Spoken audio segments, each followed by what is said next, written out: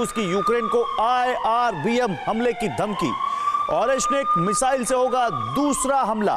Kyiv के नीति निर्माता केंद्र टारगेट, ये कहा है पुतिन ने। 21 नवंबर को रूस ने पहला IRBM हमला किया था। तो मॉस्को से ग्लोबल ब्रेकिंग न्यूज यह है कि रूस ने एटमी हमले के टारगेट लॉक कर दिए हैं। 27 नवंबर को हुई पुतिन कैबिनेट की बैठक में परमाणु हमले के लिए सरमत मिसाइल को तैयार करने का आदेश जारी हो चुका है। कूटनीति और रणनीति दोनों मोर्चे संभालने के लिए पुतिन CSTO की बैठक में कजाकिस्तान पहुंचे हैं। अमेरिकी वायुसेना प्रमुख ने कहा है कि नेटो बेस पर कभी भी रूस के हमले शुरू हो सकते हैं। यूरोप पर हिरोशिमा जैसे विनाश के बादल मंडरा रहे हैं। यूरोप के देश स्पेशल अलर्ट पर है। RS-26 IRBM से भी बड़ा मिसाइल सिस्टम हमले के लिए तैयार हो चुका है। देखिए कैसे परमाणु मिसाइल सरमत से अमेरिका के विनाश की रणनीति तैयार की गई है। साल 2023 के अक्टूबर महीने में रूस के राष्ट्रपति व्लादिमीर पुतिन ने नेटो को चेतावनी दी थी कि अगर रूस की जमीन पर उसके हथियारों से हमले हुए तो ये रूस नेटो का सीधा युद्ध माना जाएगा।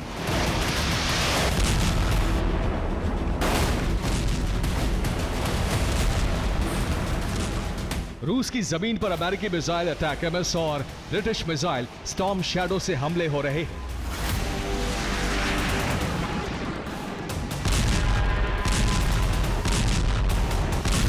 इन हमलों को कोऑर्डिनेट करने के लिए अमेरिका और ब्रिटेन के मिसाइल सिस्टम एक्सपर्ट्स यूक्रेन को मदद दे रहे हैं।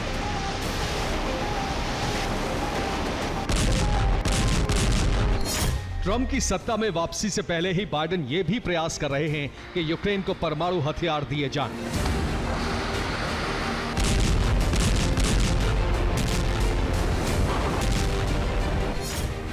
यूएस और EU के अधिकारियों के बीच बैठक हुई है। इस बैठक में यूक्रेन को परमाणु हथियार देने पर चर्चा हुई। अमेरिका चाहता है कि यूक्रेन को परमाणु हथियार देकर रूस पर दबाव बनाया जाए।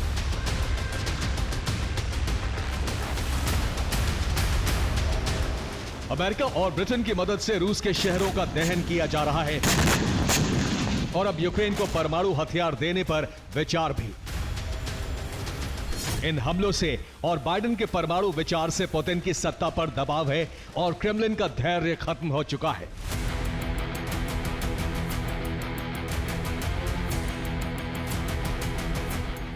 सत्ताईस नवंबर को क्रेमलिन में रूसी राष्ट्रीय सुरक्षा परिषद की बैठक हुई और इसमें पुतिन ने धरती ध्वंस के फैसले पर मोहर लगा दी। इस बैठक में कहा गया कि यूक्रेन को परमाणु शक्ति बनाने का फैसला मूर्खतापूर्ण है। बाइडेन के इस फैसले से दुनिया महाविनाश के मुहाने पर आ जाएगी। बैठक में पुतिन ने सरमत मिसाइल सिस्टम को वॉर रेडी करने का आदेश जारी कर दिया।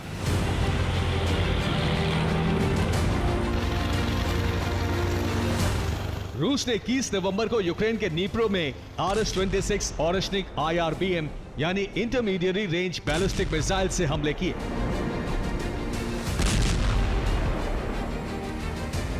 लेकिन अब सरमत मिसाइल सिस्टम उससे कहीं ज्यादा घातक और लॉन्ग रेंज ICBM है जो धरती के किसी भी कोने में हमला कर सकता है। सरमत इंटरकॉन्टिनेंटल बैलिस्टिक मिसाइल सिस्टम की रेंज 1800 किलोमीटर तक है। ये एक साथ 15 न्यूक्लियर वॉरहेड ले जाती है जिन्हें MIRV यानी multiple independently targetable re entry vehicle कहा जाता है। ये सभी वॉरहेड अलग अलग टारगेट पर हमला करने के लिए प्रोग्राम होते हैं, यानी एक मिसाइल से 15 परमाणु हमले हो सकते हैं। इस मिसाइल की रफ्तार 19,300 किलोमीटर प्रति घंटे है।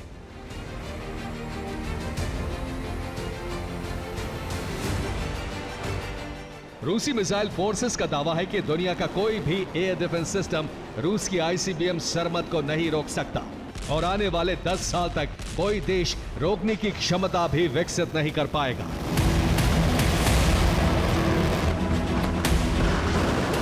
पुतिन के सरमत तैनाती के आदेश के साथ ही रूसी राष्ट्रीय सुरक्षा परिषद के डिप्टी चेयरमैन दिमित्री मेदवेदेव ने कहा है कि अगर युद्ध भड़कता है तो नेटो के बेस पर हमले किए जा सकते हैं, क्योंकि नेटो पूरी तरह रूस यूक्रेन के युद्ध में शामिल हो चुका है।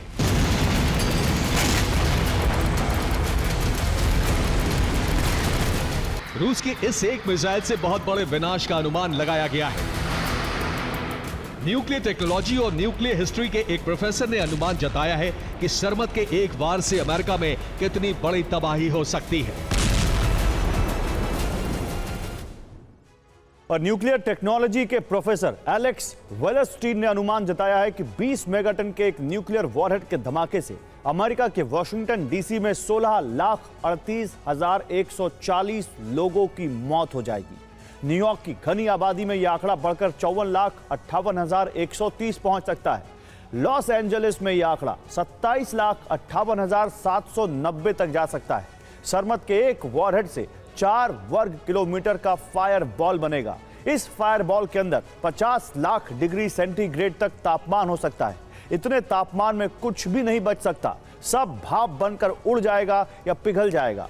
फायर बॉल से आगे 21 वर्ग किलोमीटर इलाके में भीषण नुकसान होगा।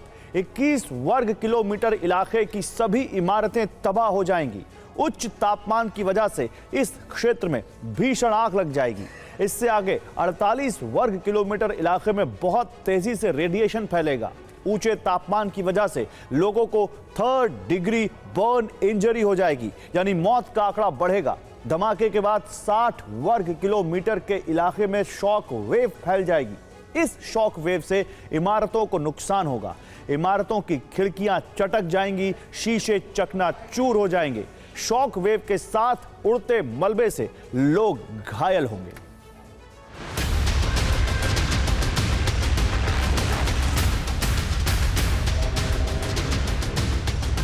पुतिन ने इसी मिसाइल सिस्टम को हमले के लिए तैयार रखने का आदेश दे दिया है। रूस के टारगेट भी फिक्स हो चुके हैं।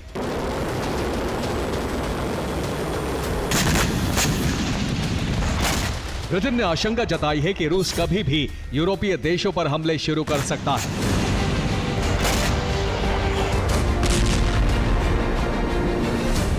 ब्रिटिश खुफिया एजेंसी के पूर्व प्रमुख रिचर्ड डियरलव ने कहा है कि यूरोप प्री वॉर सिचुएशन यानी युद्ध पूर्व स्थिति में नहीं है। रूस यूरोप का वास्तविक युद्ध शुरू हो चुका है। हमें यह मान लेना चाहिए कि रूस सोच रहा है कि वो हमारे साथ युद्ध की स्थिति में खड़ा है। रूस यूरोप के खिलाफ हाइब्रिड वॉर शुरू कर चुका है। साइबर अटैक हो रहे हैं, समुद्र तल पर बिछे केबल काटे जा रहे हैं।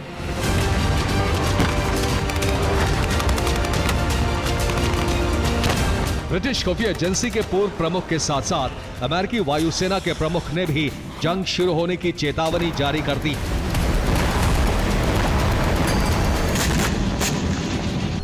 यूएस एयरफोर्स प्रमुख फ्रैंक कैंडल ने कहा है कि रूस अमेरिका या चीन अमेरिका की जंग किसी भी वक्त शुरू हो सकती है। अमेरिकी सेनाओं को आपात स्थिति के लिए तैयार रहना चाहिए।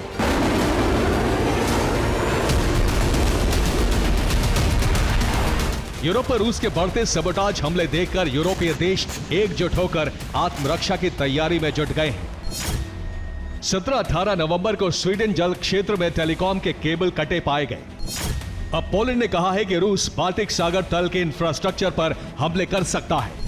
प्रधानमंत्री डोनाल्ड टस्क ने कहा है कि बाल्टिक क्षेत्र के देशों को मिलकर इसकी सुरक्षा करनी होगी।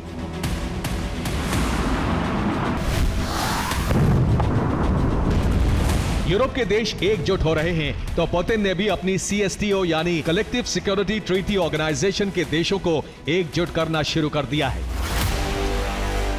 रूस की अगुवाई वाले इस अलायंस में 6 देश Armenia, Belarus, Kazakhstan, Kyrgyzstan, Tajikistan हैं। पुतिन सेंट्रल एशिया के इन देशों को एकजुट करने में जुटे हैं। रूस नेटो की जंग की आशंका जैसे जैसे भड़क रही है, वैसे वैसे खतरनाक हथियारों की तैनाती हो रही है और दुनिया 2 खेमों में बंटती जा रही है।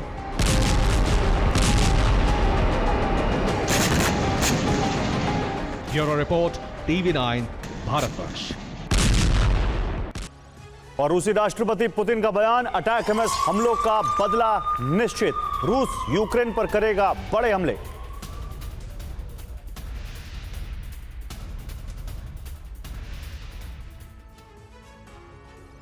रूस यूक्रेन की जंग में हालात तेजी से बदल रहे हैं। प्रेसिडेंट पुतिन ने एक ऐसे मिशन को लॉन्च कर दिया है जिसका मकसद यूक्रेन फतेह है। इसलिए दक्षिण पूर्वी क्षेत्रों के साथ साथ कीव पर कब्जे का प्लान भी एक्टिव कर दिया गया है। लेकिन दूसरी तरफ यूक्रेन को मदद मिलने के संकेत भी मिल गए हैं, जिसका प्रमाण है रूस के उन सेंटर्स पर हमला जहां से यूक्रेन को भारी नुकसान पहुंच रहा है। अब कीव फतेह का प्लान कैसे एग्जीक्यूट हो रहा है और कैसे यूक्रेन ने रूस को हैरान कर दिया है, देखिए इस रिपोर्ट में। बदल रहे हालात में ये जंग विनाशक रूप ले रही है और ये वो स्थिति है जिसने एक बार फिर जंग के पावर सेंटर्स को सिर्फ और सिर्फ बारूदी अभियान में व्यस्त कर दिया है।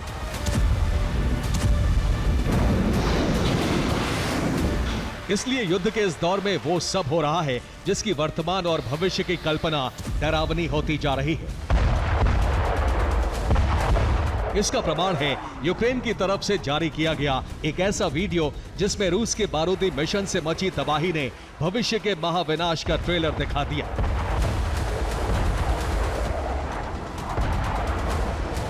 यह डोनेट्स्क की लड़ाई में यूक्रेन को हुए भीषण नुकसान का साक्ष्य है, जिसे ज़ेलेंस्की ने सार्वजनिक किया है। शहर है टोरेस्क, जिसकी तबाही ड्रोन से कैद की गई है और यह महज 1.5 महीने के दौरान हुआ है। दावे के तहत 11 अक्टूबर को टोरेस्क के 50% हिस्से पर रूसी सेना ने कब्जा किया और 23 नवंबर तक शहर खंडहरों के शहर में तब्दील हो गया।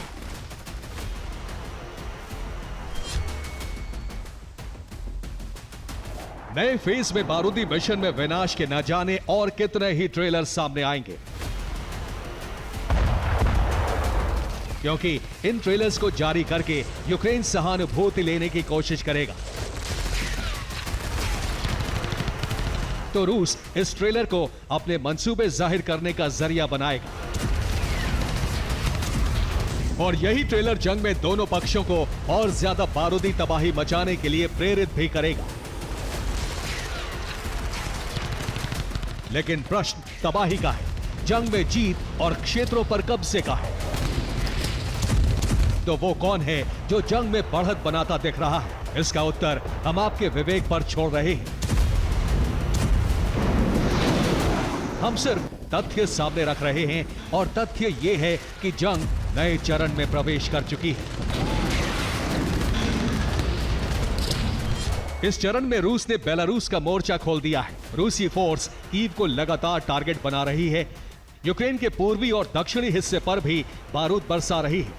वहीं यूक्रेन के लड़ाके रूस के अंदर दाखिल हो चुके हैं और रूस के उन ठिकानों पर भी हमले हो रहे हैं जहां से यूक्रेनी फोर्स को नुकसान हो रहा है।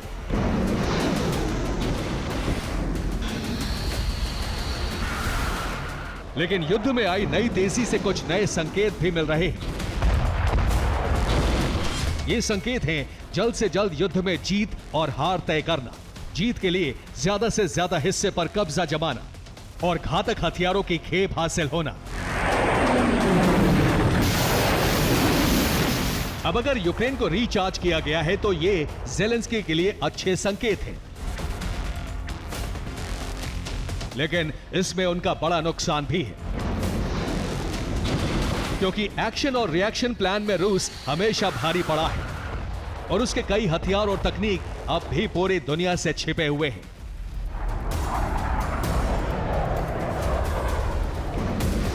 जिसे बारूदी ट्रेलर से उदाहरण के रूप में रूस ने दिखा दिया है। करंट रिपोर्ट के हवाले से सबसे बड़ी खबर आई है जिसमें बताया गया है कि रूस ने कीव को टारगेट करके अपनी हाइपरसोनिक मिसाइल किंजल लॉन्च की है और ये मिसाइल एक या दो नहीं बल्कि कई संख्या में एयर टू सरफेस प्लेटफॉर्म से लॉन्च की गई, जिससे कीव को भारी नुकसान पहुंचा है। वहीं दावा है कि इस लॉन्चिंग के लिए बेलारूस बॉर्डर पर एक्टिव रूसी एयरबेस का इस्तेमाल किया गया है। इसके अलावा जीत और हार के लिए कब्जे की जंग पर ब्रिटेन की एक रिपोर्ट मोहर लगाती है, जिसमें दावा किया गया है कि 2022 में शुरू हुए युद्ध के बाद से रूसी सेना तेजी से आगे बढ़ रही है और रूसी फोर्स प्रति मिनट 2 फुटबॉल ग्राउंड जितने क्षेत्र पर कब्जा कर रही है। इस रिपोर्ट में institute for the study of war के हवाले से यह भी बताया गया है कि रूस के सैनिकों ने इस महीने प्रतिदिन करीब 8.5 वर्ग मील पर कब्जा किया है, जिसके बाद ही अमेरिका ने कीव को लंबी दूरी के मिसाइल से हमले की अनुमति दी है। जंग में बदलती स्थिति कई प्रश्नों को जन्म दे रही है। प्रश्न ये कि जब रूस के लिए सिर्फ डोनबास रीजन ही हमले का क्षेत्र है तो कीव टारगेट क्यों है?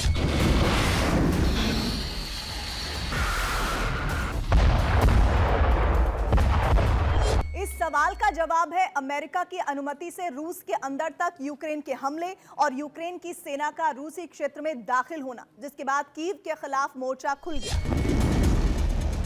लेकिन अब भी कीव जंग का मुख्य सेंटर नहीं है, बल्कि स्थिति ने जंग के 3 सेंटर खुद बना दिए हैं। ये सेंटर हैं बाखमुत, ज़ेपोरिज़िया और कुर्स्क। इसका साफ मतलब है रूसी फोर्स लगातार यूक्रेन के पूर्वी और दक्षिणी हिस्से को टारगेट बना रही है।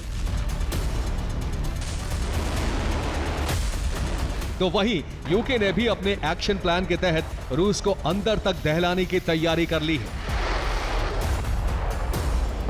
लेकिन इसका असर क्या हुआ, पहले इसे जान लीजिए। प्रेसिडेंट पुतिन ने अपने कीव मिशन के तहत सबसे पहले उत्तरी बेस यानी बेलारूस का मुहाना खोला है, जहां से कीव को किंजल मिसाइल से टारगेट किया जा रहा है। ये टारगेट यूक्रेनी सैन्य रिजर्व और टुकड़ियों पर हो रहे हैं। ठीक ऐसे ही रोस्तोव से रूस ने पूर्व दक्षिणी हिस्से को टारगेट करने के लिए बारूदी सेंटर एक्टिव कर दिए, जहां से बाखमुत, ज़ेपोरिज़िया और डोनेट्स्क को मिसाइल से टारगेट किया जा रहा है और ये हमले लगातार हो रहे हैं। लेकिन यूक्रेन को भी बारूदी रिचार्ज मिल गया है, जिसका प्रमाण है ओडेसा से हमले का मुहाना खोलना। इसके लिए न सिर्फ ड्रोन बल्कि मिसाइल का भी इस्तेमाल हो रहा है। यहां यूक्रेन क्रीमिया के सैकी केमिकल प्लांट को ड्रोन से निशाना बना रहा है, तो वहीं ओडेसा से यूक्रेनी फोर्स ने नेपच्यून मिसाइल दागकर रूस के बेलबेक एयरबेस को निशाना बनाया है, जहां रूस को भारी नुकसान होने का दावा किया जा रहा है।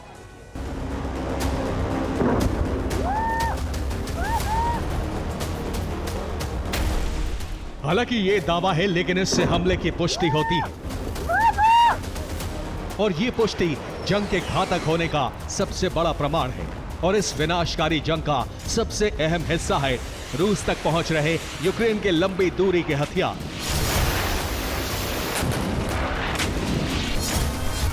रिपोर्ट बता रही है कि यूक्रेन के हथियार रोस्तोव और क्रास्नोदर तक भी पहुंच गए हैं। इसके अलावा कुर्स्क में भी यूक्रेन की फोर्स एक्टिव है, जहां रूसी फोर्स कब्जा हटाने के लिए संघर्ष कर रही है। कुर्स्क पर जारी हमले को लेकर रूस का दावा है कि कुर्स्क क्षेत्र में जारी जंग के तहत महज 24 घंटे में यूक्रेन ने अपने 250 से ज्यादा सैनिकों को खो दिया है। वहीं अब तक इस जंग पर संघर्ष में यूक्रेन को 36,010 सैनिक और 223 टैंक का नुकसान उठाना पड़ा है। इधर कुर्स्क में जारी अभियान को लेकर यूक्रेन के हवाले से एक रिपोर्ट जारी की गई, जिसमें यूक्रेन के ऑपरेशन में रूस को भारी नुकसान बताया गया है। सिर्फ इतना ही नहीं, यूक्रेन की तरफ से एक वीडियो भी जारी किया गया है, जिसमें दावा यह किया गया है कि रूस के कई सैनिकों को उन्होंने कुर्स्क में बंधक बना लिया है। यूक्रेन ने दावों की पुष्टि के लिए जिस वीडियो को जारी किया है वो ये है, जिससे जुड़ी जानकारी में यूक्रेन का दावा है कि 100 से ज्यादा रूसी सैनिक 810वीं मरीन ब्रिगेड के हैं। इसमें ज्यादातर रूसी सैनिकों के हथियार डालने का दावा है, जिन्हें यूक्रेनी फोर्स ने चौतरफा घेर कर मजबूर किया है। ठीक ऐसा ही दावा क्रास्नोदर को लेकर भी किया गया है, जिसमें कई जगहों पर धमाकों की आवाज सुनने की पुष्टि वहां के लोगों ने की है, जिसमें भारी नुकसान होने के सबूत वीडियो के तौर पर देने की कोशिश की गई है।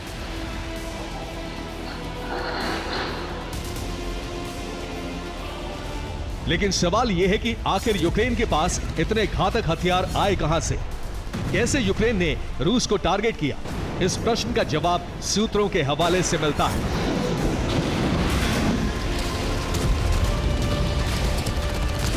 जिसमें कहा गया है कि प्रेसिडेंट बाइडेन ने यूक्रेन के लिए $725 मिलियन का हथियार सहायता पैकेज रिलीज किया है। जिससे यूक्रेन रूस का सामना करने लायक बन गया है। वहीं भविष्य के लिए डेनमार्क ने भी यूक्रेन के रक्षा उद्योग में निवेश का ऐलान कर दिया है, जो जंग को और भी ज्यादा डरावना बनाने के लिए काफी है। Bureau report, TV9 Bharatvarsh. रूसी राष्ट्रपति पुतिन का बड़ा बयान, यूक्रेन को एटमी हथियार नहीं बनाने देंगे। कीव को एटमी हथियार मिला तो परिणाम भयावह होंगे। कीव को रोकने के लिए सभी विकल्प खुले, रूस हर तरह का हमला करने को तैयार।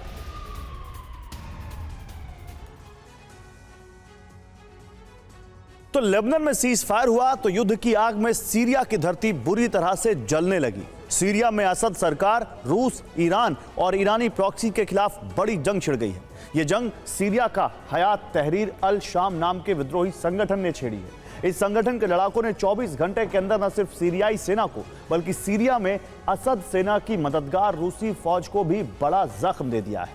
सवाल यही है कि आखिर सीरिया में जंग की यह बड़ी आग किसने भड़काई? क्या सीरिया में नेतन्याहू और बाइडेन ने प्रॉक्सी जंग छेड़ दी है? रात के अंधेरे में MLRS से रॉकेट की जबरदस्त बरसात हुई।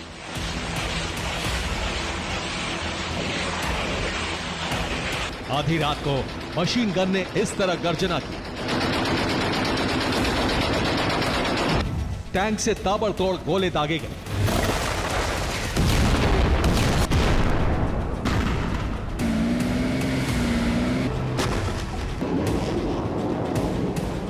लड़ाकू विमानों से बम वर्षा हुई।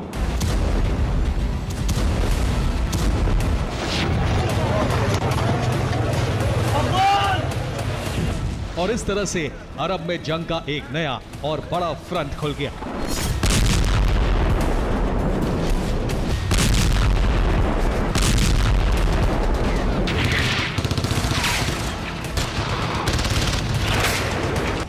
ये सीरिया की जंग है, वो जंग जिसमें सीरिया, रूस, ईरान, इजराइल और अमेरिका जैसे बड़े देश शामिल हैं। लेबनान जंग रुकी तो सीरिया युद्ध शुरू हो गया।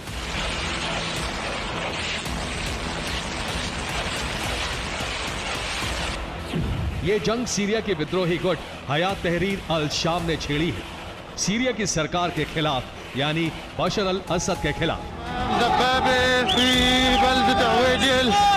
रूस के खिलाफ, ईरान के खिलाफ, ईरानी प्रॉक्सी के खिलाफ, हिजबुल्लाह के खिलाफ।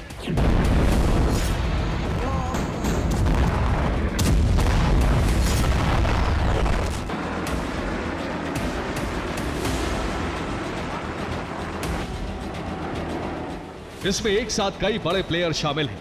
यही वजह है कि सीरिया में विनाश की बहुत बड़ी आग भड़क उठी है।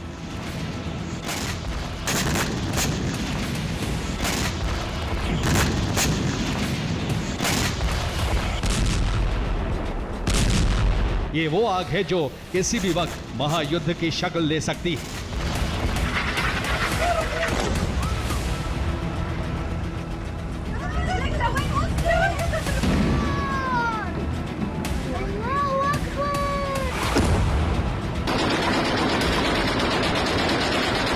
हयात तहरीर अल शाम के लड़ाके इदलिब से अलेप्पो की तरफ तेजी से बढ़ रहे हैं। अलेप्पो प्रांत पर असद सरकार और उनकी सेना का नियंत्रण है, लेकिन अब इस जंग के जरिए हयात तहरीर अल शाम अलेप्पो पर कब्जा कर रहा है।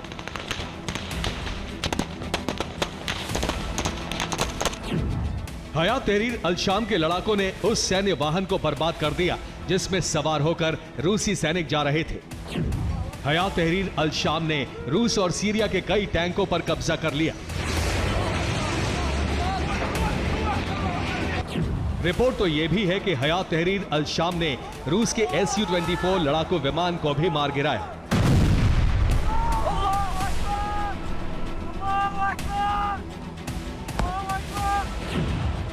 अल नायरब एयरपोर्ट पर हिजबुल्लाह की पोस्ट थी, विद्रोही गुट ने उसे भी तबाह कर दिया।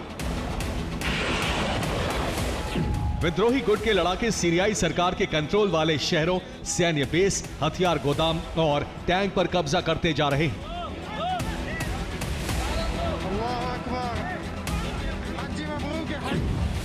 24 घंटे की जंग में हयात तहरीर अल शाम ने अलेप्पो प्रांत के बहुत बड़े भूभाग पर कब्जा कर लिया है।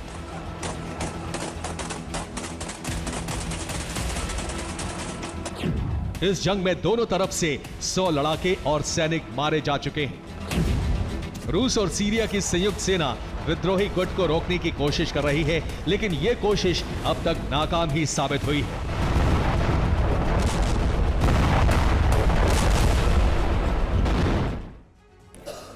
और सीरिया में विद्रोही गुट इदलिब से अलेप्पो की तरफ बढ़ रहा है। हयात तहरीर अल शाम के लड़ाके अलेप्पो शहर से सिर्फ 4 किलोमीटर दूर है।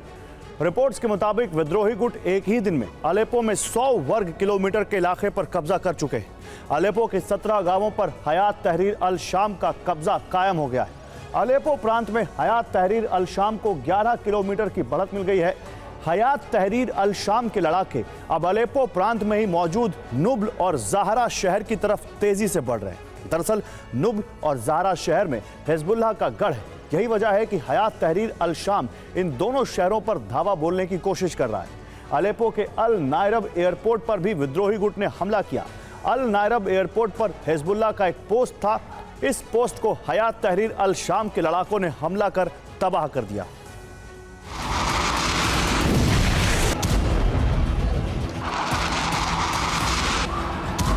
विद्रोही गुट पर रूसी लड़ाकू विमान एयर स्ट्राइक कर रहे हैं।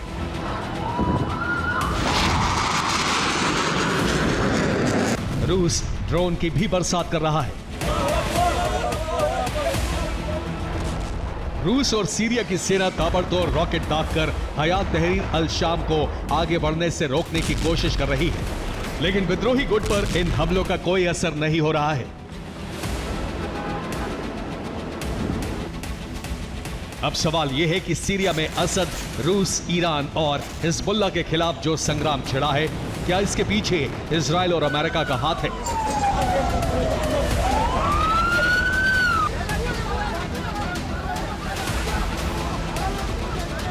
शक तो यही है कि सीरिया में युद्ध की ये आग नेतन्याहू और बाइडेन ने भड़काई है। इसके पीछे एक नहीं बल्कि कई थ्योरी सामने आ रही है। इजराइल के पड़ोस में 2 ही देश हैं जो इजराइल विरोधी गतिविधियों का गढ़ है। ये है लेबनान और सीरिया। इसी जगह ईरानी प्रॉक्सी एक्टिव हैं। माना जा रहा है कि अब इजराइल और अमेरिका ने इनके खिलाफ प्रॉक्सी जंग शुरू कर दी है।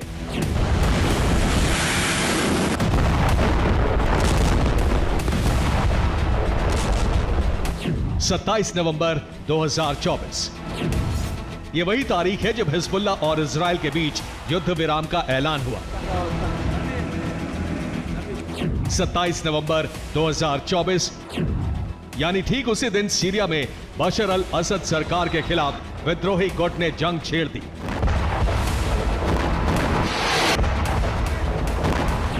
इस हफ्ते नेतन्याहू बशर अल असद को कई बार धमकी दे चुके हैं।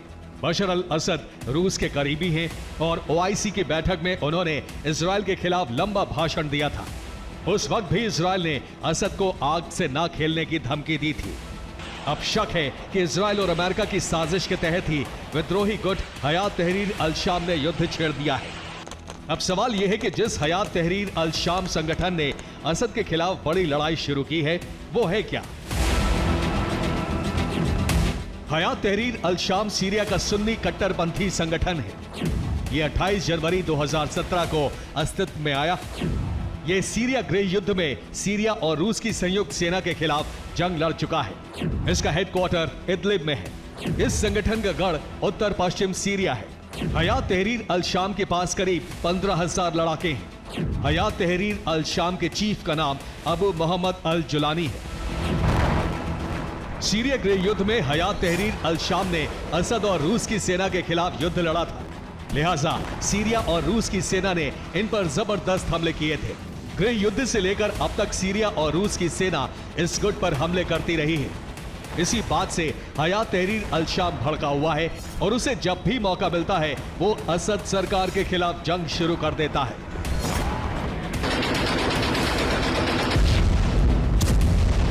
अब माना जा रहा है कि इजराइल और अमेरिका के सहयोग से ही हयात तहरीर अल शाम ने सीरिया में जंगी मुहिम शुरू की है।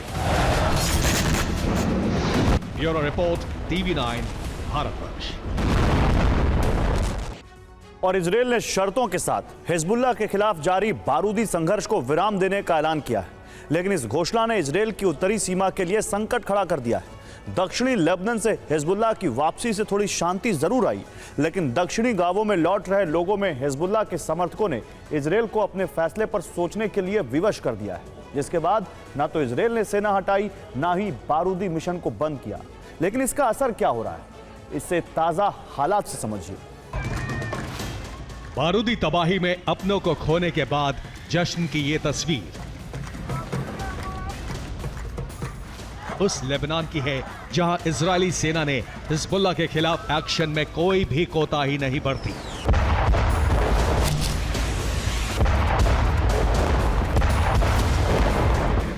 हिजबुल्लाह के लड़ाकों के खात्मे के लिए चलाया गया अभियान इतना भयावह था कि दक्षिणी लेबनान वॉर जोन में तब्दील हो गया।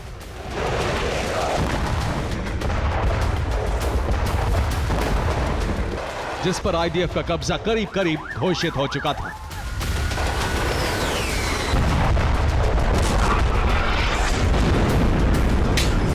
हालांकि हिजबुल्लाह की कमर तोड़ने के बाद आईडीएफ ने वापसी का मन बनाया तो बैरूत तक कब्जे का प्लान एक्टिव हुआ और ईरान सबसे बड़े संकट में फंस गया।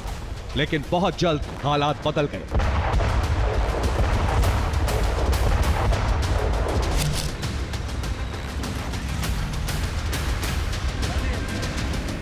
आम नागरिकों के नुकसान को देखते हुए इजरायल ने सीज फायर का ऐलान कर दिया, जिसके बाद दक्षिणी लेबनान के नागरिकों की खुशी का ठिकाना नहीं रहा।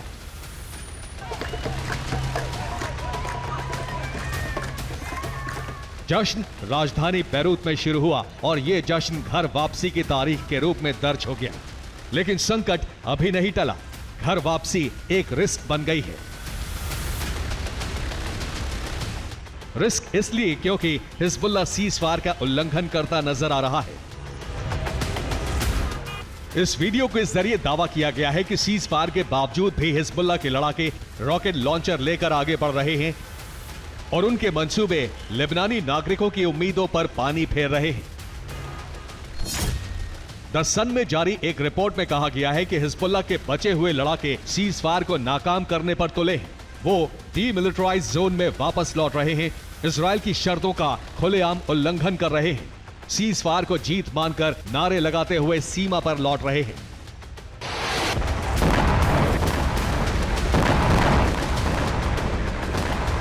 जिसे देखते हुए लेबनान की दक्षिणी सीमा फिर से अशांत हो रही है। वहां रुक रुक कर धमाके हो रहे हैं, बारूदी विध्वंस की आवाज सुनाई दे रही है।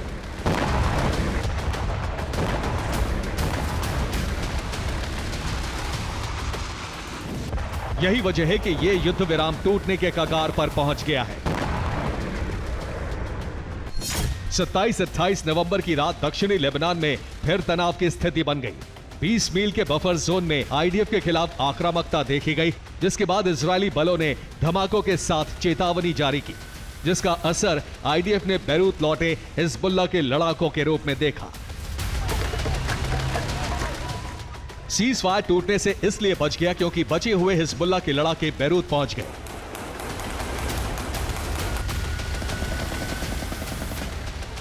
लेकिन एक संकट लेबनानी प्रशासन के सामने फिर खड़ा हो गया।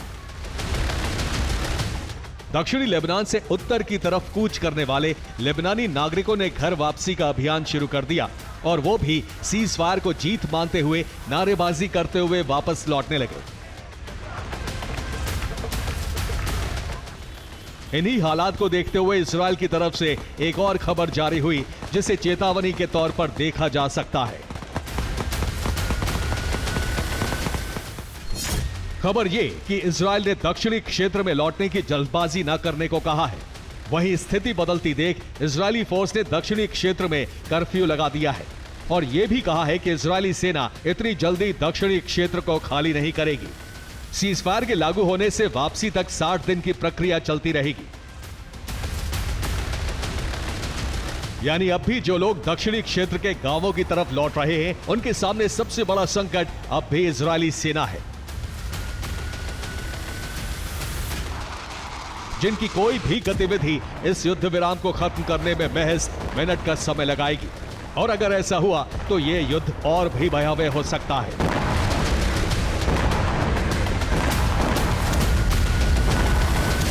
जिसमें संदिग्धों के साथ आम नागरिकों को भी जान माल का नुकसान होना तय है। और ये आशंका इसलिए भी है क्योंकि हिजबुल्लाह ने जिस लितानी नदी के नीचे अपनी मौजूदगी न होने का वादा किया है, वो संदिग्ध के रूप में इजराइल वादा खिलाफी बता सकता है। Bureau report, TV9 Bharatvarsh. और क्या रूस और यूक्रेन की जंग में अमेरिका का सहयोगी दक्षिण कोरिया उतरने जा रहा है? क्या दक्षिण कोरिया यूक्रेन को सैनिक और हथियार देने जा रहा है? तमाम सवाल तब उठ खड़े हुए जब यूक्रेन के रक्षा मंत्री हथियार और सैन्य मदद मांगने के लिए उत्तर कोरिया पहुंचे। रूस यूक्रेन युद्ध का विस्तार होने जा रहा है। जंग की ये आग कोरियाई प्रायद्वीप तक पहुंच गई है।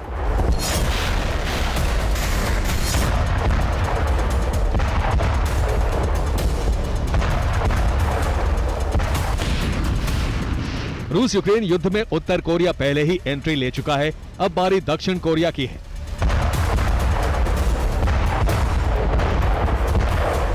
दक्षिण कोरिया भी इस जंग में उतर सकता है।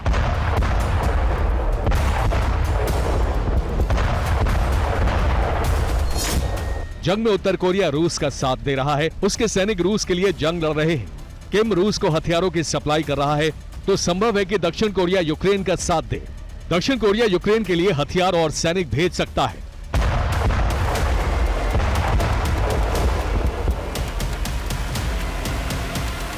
इस बात की आशंका तब बढ़ गई जब यूक्रेन के रक्षा मंत्री दक्षिण कोरिया की राजधानी सियोल पहुंच गए। यूक्रेन के रक्षा मंत्री रुस्तम उमरोव सियोल पहुंचे। इस दौरान उन्होंने दक्षिण कोरिया के राष्ट्रपति से मुलाकात की।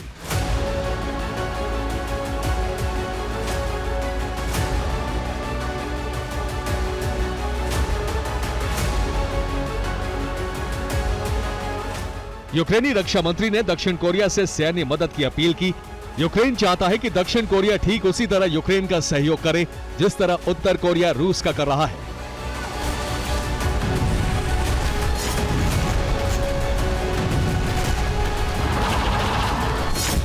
यूक्रेन के रक्षा मंत्री ने कहा है कि रूस और उत्तर कोरिया का गठजोड़ न सिर्फ यूक्रेन के लिए बल्कि दक्षिण कोरिया के लिए भी खतरनाक है।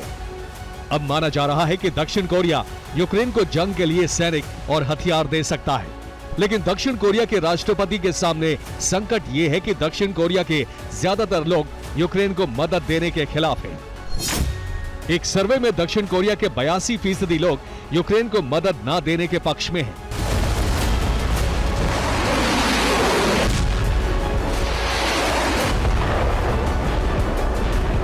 उधर उत्तर कोरिया खुलकर रूस की मदद कर रहा है। अमेरिकी रिपोर्ट के मुताबिक उत्तर कोरिया रूस को बैलिस्टिक मिसाइलों की नई खेप देने जा रहा है।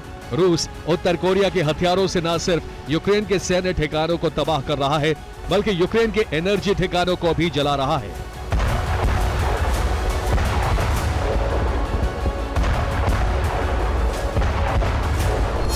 अगर रूस और उत्तर कोरिया के गठजोड़ को नहीं रोका गया तो बहुत जल्द यूक्रेन का भूभाग बदल जाएगा।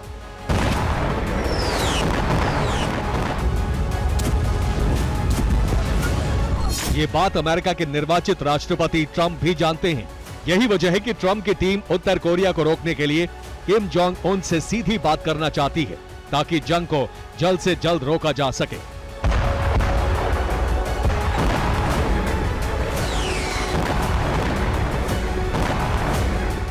Bureau report, TV9 Bharatvarsh. तो चीन अपनी विस्तारवादी नीति के तहत समुद्र में हर फ्रंट पर अमेरिका को घेरना चाहता है। इसके लिए ड्रैगन तेजी से अपनी समुद्र शक्ति बढ़ा रहा है। चीन ने अब ऐसा रहस्यमयी एयरक्राफ्ट कैरियर बना लिया है जो दुनिया में अपनी तरह का पहला एयरक्राफ्ट कैरियर है। अमेरिका की समुद्र शक्ति को चुनौती देने के लिए चीन छटपटा रहा है।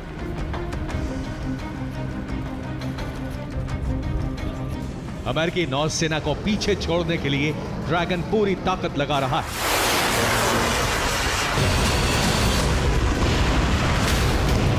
जिनपिंग अमेरिकी वर्चस्व को समाप्त करने के लिए वो सब कुछ कर रहे हैं जो उनके वश में है। अमेरिकी नेवी को टक्कर देने के लिए चीन अब नए प्लान पर काम कर रहा है। चीन ने रहस्यमयी एयरक्राफ्ट कैरियर बना लिया है। चीन के प्लान का खुलासा इस तस्वीर से हुआ है। इस तस्वीर से पता चला है कि चीन खतरनाक एयरक्राफ्ट कैरियर बना रहा है। तस्वीर से साफ है कि इस एयरक्राफ्ट कैरियर की बनावट और आकार बहुत अलग है।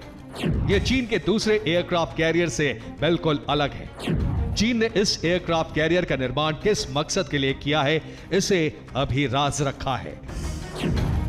चीन के इस रहस्यमयी एयरक्राफ्ट कैरियर के बारे में अभी ज्यादा कुछ पता नहीं चल सका है, लेकिन रक्षा विशेषज्ञों का मानना है कि चीन जो कुछ कर रहा है वो अमेरिका को चुनौती देने के लिए कर रहा है।